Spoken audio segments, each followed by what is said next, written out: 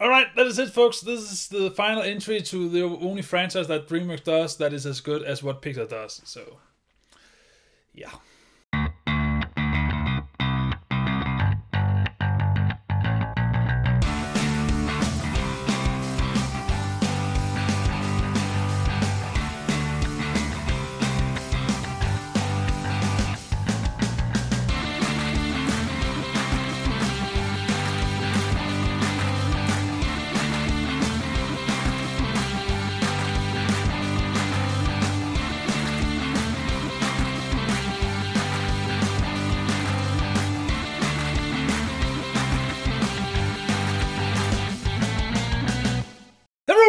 My name is Daidarius and welcome to the review of How to Train Your Dragon: The Hidden World. So The Hidden World is the third and probably final installment in the How to Train Your Dragon franchise. It's been a year since the former movie, and Hiccup and his friends are now going around and rescuing dragons who's been captured by these dragon capture people. They actually spoils the dragon hunters' plan so much that the dragon hunters contact Grimmel, who is the greatest dragon hunter in the world, to capture Toothless because he has become the new alpha, as we saw at the end of the former movie. In the meantime, there are now too many dragons at Berg, so they have now become a huge target for all the dragon hunters in the world. And we found out that Grimmel has a bait for Toothless, which is a female night fairy called a light fairy because she's all white and shit. Nonetheless, Hiccup quickly finds out that they are not safe at Berg, so now he wants to go and find the hidden world where dragons live, and maybe they will be safe there. So that is pretty much the movie. So we have a love story between Toothless and this light fairy, and we have Grimmel who's chasing them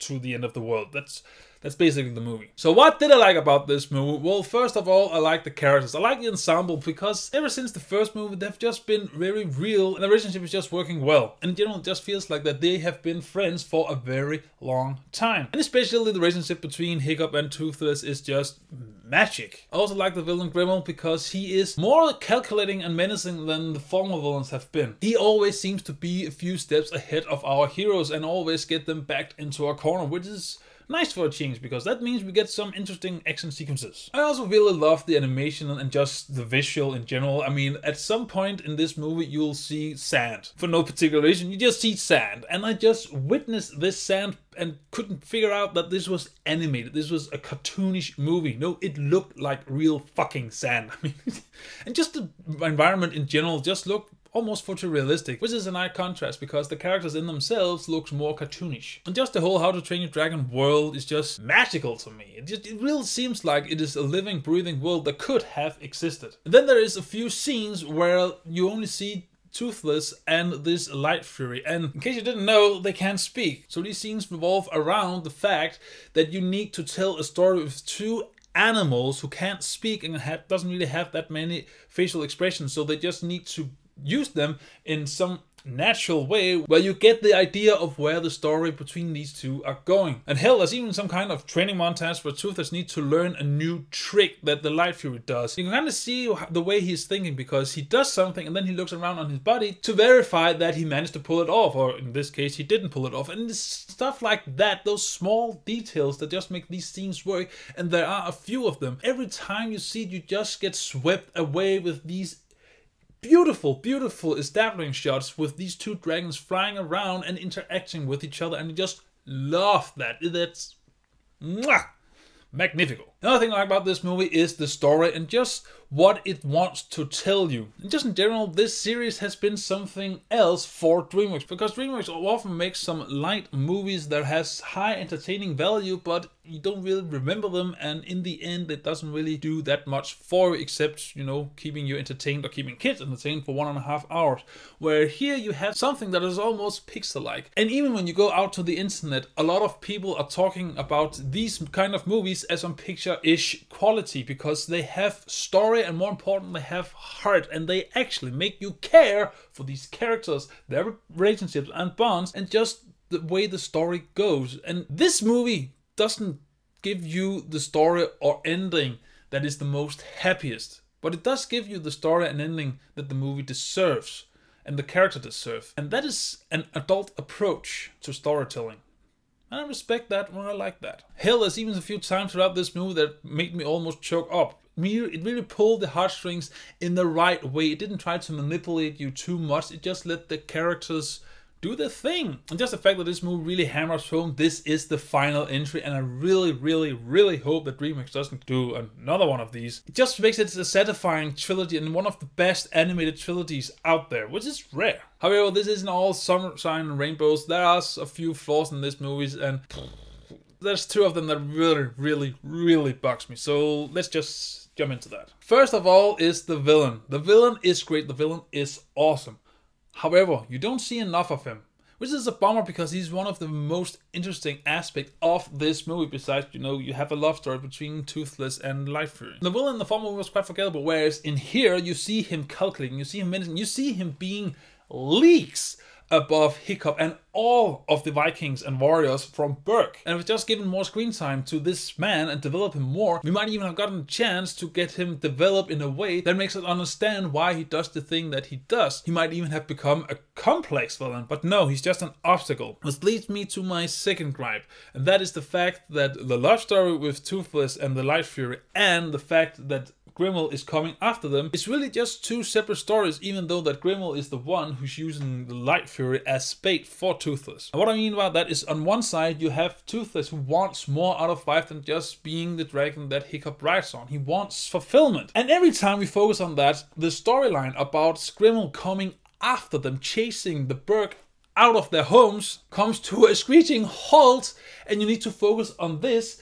And every time that you shift focus in this movie from one story point to the next, you completely forgot, oh, that's right, that was a thing! Because this movie doesn't jump back and forth between these story points that often. It takes its time with each story point, which means that when you finally get to the other story point, it has been a relative long time. It's not that long of a movie, but it has been a relative long time. So you feel like the movie is just turning the steering wheel extremely hard, so you just slam in the other lane because now we need to focus on this thing. And then there's the search of this hidden world. It could have been handled better. What I mean by that is what I talked about before. You have these two story points that you focus on a lot. And then you need to take time to also focus on the search for the hidden world. So that just pushed back into the background. And then why have it there? The pacing just suffer from it, and its pacing, especially in the beginning of the movie, is extremely bad. It just jump from story point to story point to get the story going. It doesn't feel like a smooth flow, whereas when you get to the later part of the movie, this is where it picks up, this is where it finds its footing and tells a story in a way that we are used to with these movies. That being said, that is almost the only gripes that I have about this movie. This movie is almost near perfect, but these faults of the movie are big and they're really holding this movie back. However, when this movie works, it really works. When it fires on all cylinders, holy shit, it is almost art. It is a masterpiece when it's doing its thing right. So what I'm really trying to say here is that this movie is going around something in a more adult way than most of these DreamWorks movies are doing. And I really appreciate for it. And also the fact that I just want Toothless. I want my own Toothless. I mean, it is a cat in dragon form. He's just so sweet. Holy shit. And those scenes with only Toothless and Light Fury. This is the most adorable thing you have ever seen.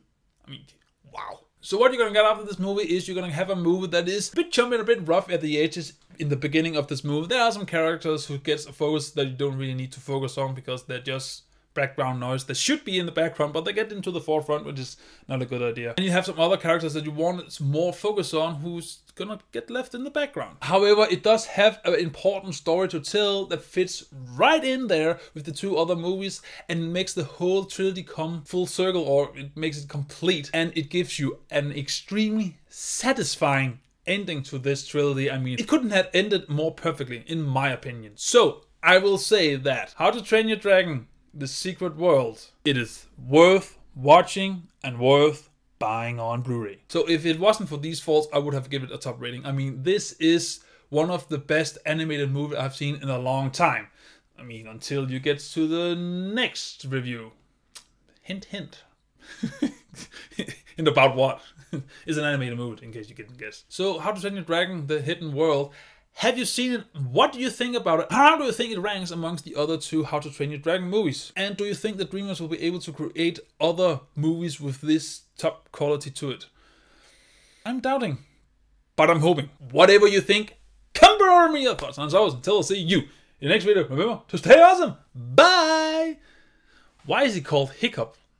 Did your dad have a hiccup and then... Or did his... Hiccup had a hiccup and then he did...